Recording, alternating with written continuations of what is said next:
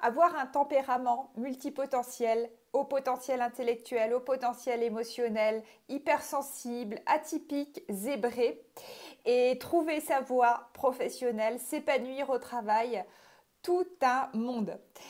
Donc je vais vous en parler aujourd'hui en vous présentant un outil d'accompagnement qui est le bilan de compétences et d'orientation.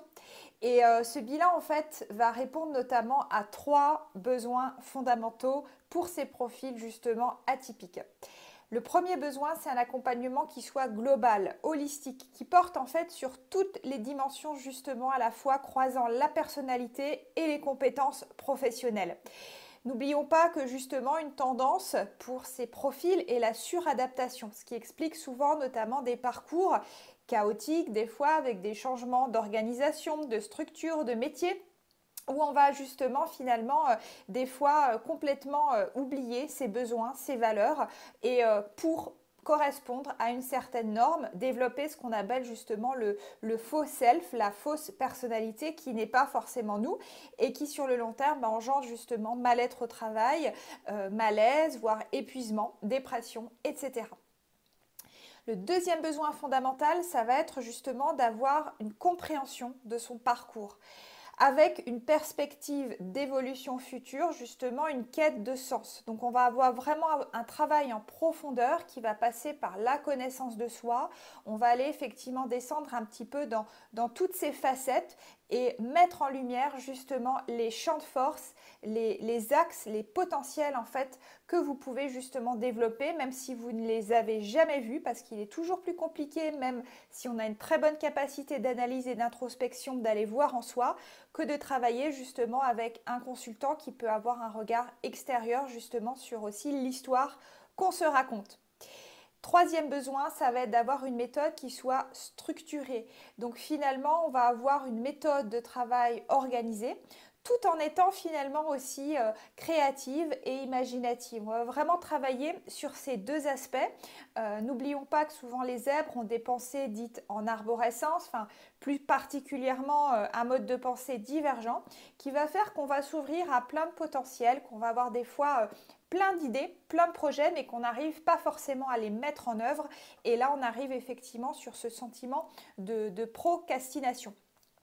On va également retrouver justement les leviers typiques par rapport au syndrome de l'imposteur, à la place qu'on occupe, qu'on ne sait pas forcément laquelle justement on a également à occuper, celle qu'on peut occuper, celle qu'on souhaite occuper, etc. Je vous en parle tout de suite à travers donc cette petite vidéo et je vous retrouve juste après. Voilà, donc on se retrouve avec cet outil de bilan de compétences et d'orientation dont je vous parlais en introduction, que je vais maintenant détailler. Donc on va voir en fait un petit peu le cheminement de ce processus sous forme de questionnement. Qu'est-ce qu'un bilan de compétences? Qui peut le faire? Pourquoi le faire? Et enfin comment? Donc je terminerai plutôt par des modalités pratiques. Alors, tout d'abord, qu'est-ce qu'un bilan de compétences et d'orientation? Eh bien, contrairement justement à ce que son nom peut indiquer, ce n'est pas seulement qu'une analyse des compétences. Ce qu'on a en fait comme point de départ vraiment, c'est vous, c'est-à-dire qui vous êtes. C'est à la fois un projet d'évolution personnelle et professionnelle. Donc on va notamment partir de votre système de valeurs, de vos besoins, en tout cas de ce qui fait sens pour vous. Et comme je le disais en introduction, c'est vraiment un fondamental pour un profil de type zèbre, hypersensible et au potentiel. La question qui va être notre fil conducteur durant tout le cheminement, c'est qui êtes-vous quand vous êtes totalement libre d'être qui vous êtes? Donc finalement, tout ce qui va être ensuite contexte, environnement de travail, conditions, etc. Bien sûr, on va en discuter, mais le point de départ, ça va être vraiment finalement votre identité, d'où notamment une étape de connaissance de soi qui va être importante dans ce processus.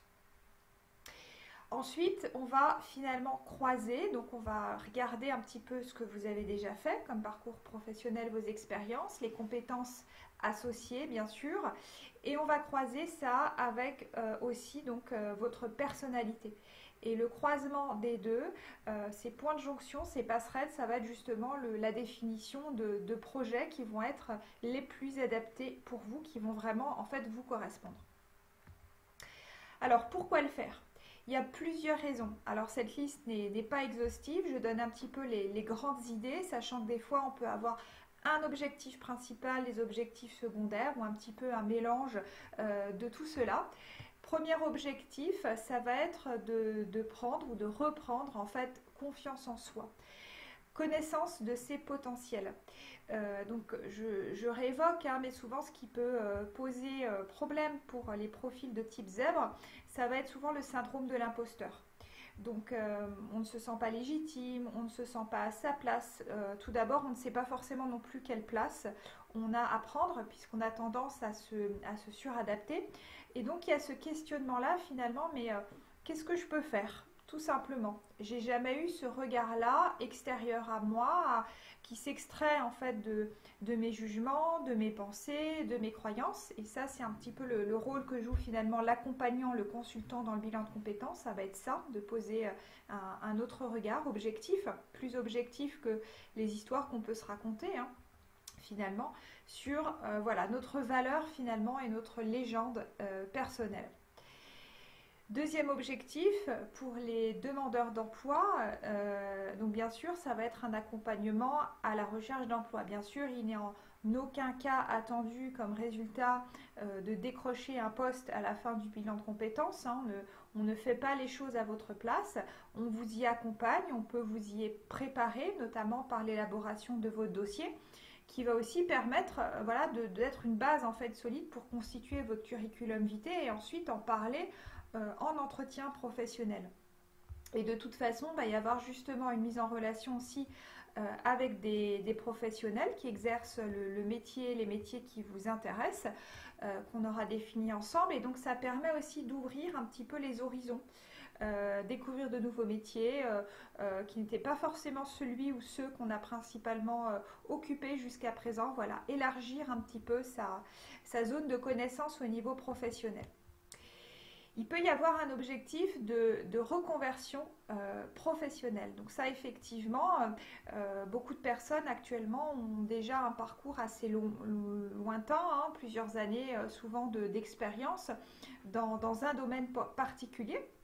Et donc là, il peut y avoir une envie de changer, en fait, hein, de changer de secteur, etc., de changer de métier. D'autre part, il peut y avoir un objectif d'évolution professionnelle. Alors, je distinguerai deux types de projets d'évolution professionnelle. Soit les projets d'évolution en interne, c'est-à-dire finalement on se rend compte que l'entreprise, l'environnement dans lequel on est, les conditions de travail conviennent tout à fait, simplement c'est le poste, le métier, la fonction qu'on occupe, où on a soit une certaine lassitude, ou bien au contraire, effectivement, ça ne nous correspond plus parce qu'on a évolué en termes de besoins, etc. Donc, il peut y avoir une évolution en interne. Ça, c'est déjà un premier pas, c'est-à-dire, effectivement, je garde la même entreprise, je change de poste. Là, encore une fois, je précise bien, donc on ne va pas aller négocier avec l'employeur hein, la possibilité justement d'évolution.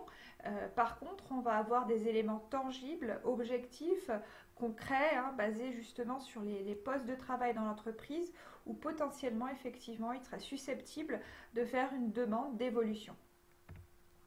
Il peut y avoir une évolution extérieure, c'est-à-dire en fait on garde le même métier, donc on n'est pas dans un projet de reconversion, mais finalement c'est plutôt le cadre, c'est-à-dire l'environnement extérieur, le contexte qui fait qu'on a envie de l'expérimenter ailleurs. Donc là on est riche en fait de toute cette expérience sur ce corps, sur ce secteur d'activité, et on va pouvoir effectivement aller voir dans d'autres types de structures, d'autres types d'organisation de travail, d'autres façons de faire. Il y a des fois aussi des effets d'échelle, hein, de taille d'entreprise, qui sont des paramètres non négligeables, qui impactent nos conditions de travail, et savoir justement où est-ce qu'on va se sentir finalement le plus à même d'évoluer, de continuer notre carrière professionnelle. Il peut y avoir aussi une volonté de création d'entreprise, alors qui est déjà présente en amont du bilan de compétences, qu'on peut aussi déceler lors de la discussion, lors d'échanges pendant le bilan de compétences, et donc ça peut être aussi une piste éventuelle qu'on peut envisager dans les projets. Bien sûr, pas systématique, puisqu'il y a là aussi un petit peu en connaissance de soi, hein, voir les avantages, les inconvénients par rapport à ce type d'exercice, ce type d'activité. Le bilan ne conduira pas à une analyse des marchés potentiels par rapport à la création d'entreprises, même si on va avoir une amorce à ce niveau-là de recherche, mais le consultant accompagne pour donner en fait le lien, hein, transmettre en fait une passerelle vers une autre structure, un organisme de formation, une autre structure d'accompagnement à la création d'entreprises plus spécialisée en fait dans ce domaine. Et enfin, il peut y avoir un autre résultat, je dirais, du bilan de compétences auquel on ne s'attend pas forcément au début, mais qui peut être un résultat potentiel, ou bien aussi finalement, même tout simplement parce qu'on est relativement bien dans son poste de travail et son entreprise, mais finalement à l'intérieur de soi, et là c'est vraiment l'intérêt justement de ce regard, sur cette personnalité, sur cette connaissance de soi, on va avoir envie en fait de poser un autre regard. Je prends l'exemple, hein, typiquement effectivement des essoufflements que l'on peut ressentir en ayant exercé une même activité, un besoin aussi de regard extérieur, hein, pour aller justement plonger dans les compétences acquises, développées au cours du temps, qui ne sont pas forcément toujours mises en avant. C'est un petit peu un travail qu'on fait en parallèle de son poste pour aller justement finalement déceler et voir ce qu'on a pu apprendre à la fois sur soi et sur son métier pendant son expérience professionnelle. Et ça permet aussi pour les hypersensibles et au potentiel à ce niveau-là, qui ont souvent une vision assez tranchée, hein, donc je caricature, mais ça va être souvent soit tout noir, soit tout blanc. Il y a une difficulté de voir les nuances, hein. C'est j'aime pas. Ça peut aussi s'exprimer par des tensions professionnelles, hein, au niveau des climats relationnels, etc., des relations avec les collègues. Alors qu'en fait, finalement, sinon, l'entreprise, l'organisation, le métier convient, mais ça va être plutôt peut-être dans cet aspect-là des choses, hein, dans cette justement intelligence émotionnelle et dans les compétences qui peuvent être développées, où on va aller justement un petit peu remettre en axe, voir les choses sous un autre angle. Et ça peut aussi tout changer sur la façon dont on vit un poste, dont on vit un métier et une activité. Alors pour qui ? Le bilan de compétences et d'orientation, il s'adresse en fait à toute personne. Donc vous soyez demandeur d'emploi, sans activité actuellement, recherche, que vous soyez salarié du secteur privé, de la fonction publique, que vous soyez indépendant à votre compte, encore une fois, quel que soit le secteur, hein, que ce soit une activité commerciale, artisanale, libérale, etc. Alors j'ouvre une parenthèse, puisque le bilan parle aussi d'orientation, et ce mot orientation, là je vais m'adresser plus particulièrement aux jeunes qui ont peu d'expérience professionnelle, voire pas du tout, qui ont peut-être démarré un parcours d'étudiant quelque part dans une fac, une école, et qui finalement au bout d'un an, voire des fois 2 ans d'essai ou 3, dans des filières différentes, ne s'y retrouvent toujours pas. Donc la méthodologie s'applique effectivement complètement. On va avoir la même structure, donc là effectivement on va plus aller orienter sur des filières de reprise d'études si c'est la volonté de la personne, ou bien effectivement sur l'aspect accompagnement à trouver du travail en tant qu'actif dès à présent. Mais donc la seule différence, on y reviendra à la fin, c'est qu'en fait les modalités de prise en charge financière ne sont pas les mêmes en fait dans ce cas-là. Généralement, un bilan de compétences, en fait, on le réalise après au minimum une, voire 2 années d'expérience professionnelle. Alors, dans le même domaine, au même poste ou pas, hein, ça peut être dans différentes entreprises, différents secteurs d'activité, mais pour qu'il y ait suffisamment en fait de matière pour pouvoir commencer à travailler. Sinon, on a relativement peu de recul par rapport à ça. Voilà. Alors, comment ça se déroule? Cette fois-ci, au niveau du processus en lui-même, il y a donc tout un cheminement. Il y a 3 étapes clés, je dirais, hein, principalement. La première étape, ça va être celle de diagnostic. C'est-à-dire, on va justement partir de l'existant, du parcours que vous avez déjà. Voilà, comprendre vos choix, comprendre vos motivations, connaître vos besoins, vos valeurs. Et dans cette phase-là, c'est possible, ce n'est pas une obligation, de réaliser des tests, donc différents tests de personnalité qui n'ont pas pour objectif de vous définir, c'est pas une fin en soi, mais ça peut être des supports de discussion qui vont permettre de montrer certaines affinités, certaines appétences, certains potentiels en fait. J'ouvre une parenthèse aussi, puisqu'en fait, dans les outils que j'ai qui sont là vraiment personnalisés, il y a le test de quotient émotionnel, donc auquel je suis certifiée. Donc, c'est la méthode Baron EQI 2.0 sur simple demande. Et là, vous allez vraiment avoir un bilan, une photographie hein, de vos compétences émotionnelles à l'instant T. Sachant là aussi que cette intelligence émotionnelle, je renvoie notamment sur la vidéo qu'est-ce que l'intelligence émotionnelle, quelles sont les compétences associées, qu'en fait c'est quelque chose qu'on peut acquérir, qu'on évolue tout au long de sa vie, si besoin. Donc ça peut aussi être fait en parallèle, ultérieurement, enfin bon, bref. Mais déjà en soi, vous allez pouvoir bénéficier d'un rapport là-dessus et ça donne vraiment des axes d'amélioration pour les profils haut potentiel, hein, que vous soyez haut potentiel intellectuel ou émotionnel. Ça permet de vous situer, ça permet de voir les forces de façon encore plus claire et puis surtout d'avoir des leviers hein, parce qu'en fait on fait des analyses croisées de compétences et donc chacune de vos compétences émotionnelles qui se trouve peut-être un petit peu plus faible on va dire peut se faire tirer par le haut par une compétence que vous avez déjà hein, sans forcément faire un travail spécifique de thérapie ou développement personnel en fait vers le haut. Donc il y a vraiment à ce niveau-là des conseils stratégiques hein, sur vous, la connaissance de vous qu'on peut apporter.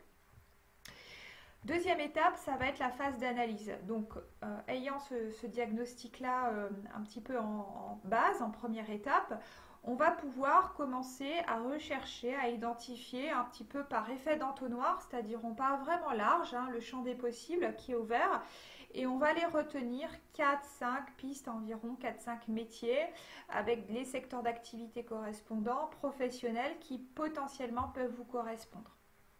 Ensuite, on va aller les explorer, donc dans cette phase d'analyse, confronter la réalité en fait avec le terrain. Et donc là, il y aura une phase d'interview d'experts professionnels. Donc là aussi, alors je peux voilà, proposer au niveau de mon réseau des contacts, mais l'objectif aussi, c'est que vous puissiez en trouver en fonction justement d'interlocuteurs qui vous intéressent pour aller les questionner sur les métiers. Comprendre leur vécu, quelles expériences sont nécessaires, leur retour sur expérience justement, quels conseils ils auraient à vous donner, qu'est-ce que c'est concrètement que ce métier-là, est-ce que ça peut vous parler.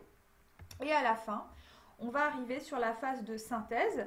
Donc il y aura une synthèse écrite de toute façon qui sera intégrée dans votre bilan, donc un document que vous pourrez relire, où on va aller en fait développer plus spécifiquement 2 projets. Donc le projet principal, voilà, qui est vraiment peut-être le coup de cœur et ce qui rassemble plus d'éléments cohérents avec vous, votre personnalité, vos besoins, et un projet secondaire. Et on va aussi, donc là le consultant élabore avec la personne coachée donc un plan d'action, c'est-à-dire on va vraiment clairement définir, bon, pour réaliser ces 2 projets, concrètement comment on y va. quelle structure, relais je dois aller voir? Est-ce que je dois envisager une formation complémentaire? Quel type de formation? Dans quelle structure? Quels sont les financements potentiels? Voilà. Et puis éventuellement, est-ce qu'il y a des interlocuteurs autres à prendre en considération dans cette analyse-là? Et généralement, il y a aussi un retour, donc on fait après le bilan, environ voilà, quelques mois après, pour avoir votre retour. Donc c'est un suivi finalement, bah, qu'est-ce que ça vous a apporté sur le moyen terme, où est-ce que vous en êtes ensuite au niveau de votre projet professionnel, et de discuter avec vous justement aussi de votre feedback. Alors, le côté modalité financière, donc en fait, je suis donc habilitée par l'organisme Emploi et Compétences basé donc à Chasseneuil-du-Poitou, qui est donc certifié Calliope et donc qui permet justement d'avoir une facilité au niveau des aides financières pour vous. Donc, plusieurs financements sont possibles en fonction de votre statut, en fonction aussi de vos ressources. La première possibilité, c'est par le compte professionnel de formation. Donc, je pense qu'on en a beaucoup entendu parler ces derniers temps. Il y a donc cette plateforme qui est hébergée par le ministère, où vous pouvez vous connecter et vous allez avoir accès donc au montant, puisque maintenant, depuis la réforme, donc le DIF, le droit individuel à la formation, a été justement transformé d'heures en compte en euros. Donc, vous allez avoir un montant en fait attribué à ce niveau-là, et vous pourrez clairement justement voir vos droits à ce niveau-là. Si le CPF ne suffit pas, il y a d'autres possibilités de cofinancement. Donc avec Pôle emploi, si vous êtes inscrit en tant que demandeur d'emploi, avec votre entreprise, puisqu'en fait, alors ce que je n'ai pas mentionné, c'est que le bilan de compétences peut être réalisé en dehors de votre temps de travail de salarié. Donc l'employeur n'a pas à être tenu au courant de ce bilan que vous faites. Dans certains cas, notamment quand il va être intégré par exemple un plan de formation en entreprise, ou quand il y a vraiment une demande de reconversion, d'évolution en interne qui a été discutée au préalable avec l'employeur, dans ce cas-là, il peut y avoir aussi des fonds de financement des entreprises au niveau des directions des ressources humaines, donc au niveau des opérateurs de compétences, les OPCO, pour pouvoir, en fonction des secteurs d'activité, voilà, et surtout des conventions collectives des entreprises, pouvoir bénéficier de financement. Les OPCO peuvent être aussi sollicités si vous êtes indépendant. En tant que indépendant, par exemple micro-entrepreneur, vous avez différentes structures. Je cite par exemple la GFIS pour tout ce qui va être profession libérale, chambre de commerce et d'industrie. Vous allez avoir aussi donc un fonds de formation, parce qu'en fait, le bilan de compétences est considéré comme une action de formation. Il y a aussi, si vous êtes personnel hospitalier, certaines associations comme l'ANFH qui peuvent être sollicitées. Certaines régions, donc là aussi, vous pouvez faire une demande dans le service formation concerné pour voir les aides, les subventions et quels sont les dossiers, pièces justificatives dont vous avez besoin. Votre employeur, comme je l'indiquais aussi directement, dans le cadre effectivement d'un projet contextualisé effectivement à ce niveau-là. Et aussi, sinon, ça va être de l'autofinancement. Donc je reviens juste sur cette partie en tant qu'étudiant ou personne qui n'a jamais exercé d'activité professionnelle, pour donc les bilans plutôt, on va dire, d'orientation plutôt que des bilans de compétences. En fait, on n'a pas de dispositif actuellement qui existe. Donc ça va être effectivement de l'autofinancement dans ces cas-là. Enfin, en termes de modalités horaires, donc je propose en fait des bilans dits 24 heures, sachant que ces bilans 24 heures en fait intègrent à la fois des séances individuelles avec moi, donc c'est notre échange, alors qu'il soit en visioconférence ou qu'il soit au présentiel à mon cabinet d'Ureux, et également mon temps de travail, donc lié à la rédaction de votre projet, aux recherches, à l'analyse de vos tests, etc. Donc, en pratique, en fait, on a 8 rendez-vous de 1h30 à 2 heures, en fait, maximum, environ, ensemble. Voilà, que ce soit présentiel ou visio. Le reste étant donc mon temps de travail personnel. Ensuite, la fréquence, alors ça dépend vraiment de votre rythme à vous, de vos contraintes professionnelles. C'est sûr qu'une personne qui est demandeur d'emploi est vraiment à une situation peut-être plus urgente d'aller réaliser ce bilan. Donc, on va avoir une fréquence plus rapprochée, mais ça dépend aussi de votre rythme à vous, puisque aussi pendant les séances, on va soulever beaucoup de questionnements, donc forcément ça va agiter aussi le mental, et il y a des phases de réflexion, un petit peu de maturation de votre côté, du temps aussi dédié justement pour aller faire les interviews d'experts par exemple. Donc là, la durée moyenne que je donne, elle est complètement ajustable aussi en fonction de vos besoins. L'idéal, c'est quand même voilà, de ne pas traîner, hein, des bilans qui se font sur 6 mois et plus, pour moi, ne sont pas pertinents, parce il y a une notion de rythme aussi, d'avancement de projet, de motivation justement à aller vers voilà, ce futur-là. Tout ça, ce sont des ingrédients en fait pour votre réalisation professionnelle et les recherches associées.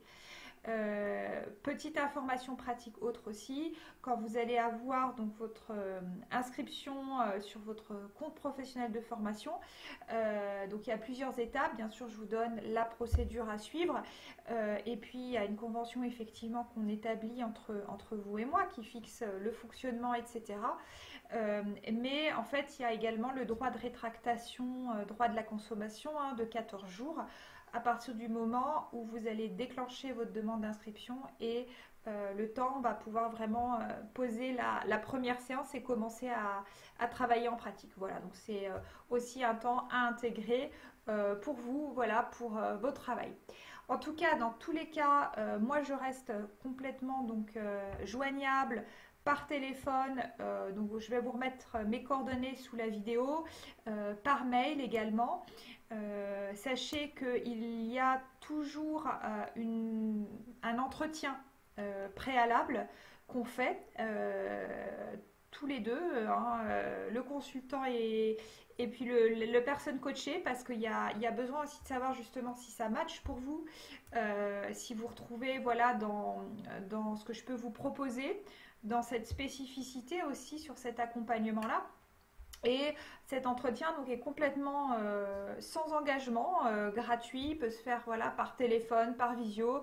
Vous pouvez aussi venir sur le cabinet d'Ureux, sachant qu'après, dans les séances, là aussi, on peut envisager des mix présentiel visio. Enfin, je dirais, voilà, tout est possible, tout est envisageable maintenant, effectivement, en fonction surtout de vos envies. Donc, je vous attends pour un coup de fil, un entretien préalable pour pouvoir discuter, pouvoir poser vos questions, pour pouvoir vraiment aussi voir les modalités pratiques du dossier pour vous qui peuvent être envisagées. Et puis, je vous dis à très bientôt.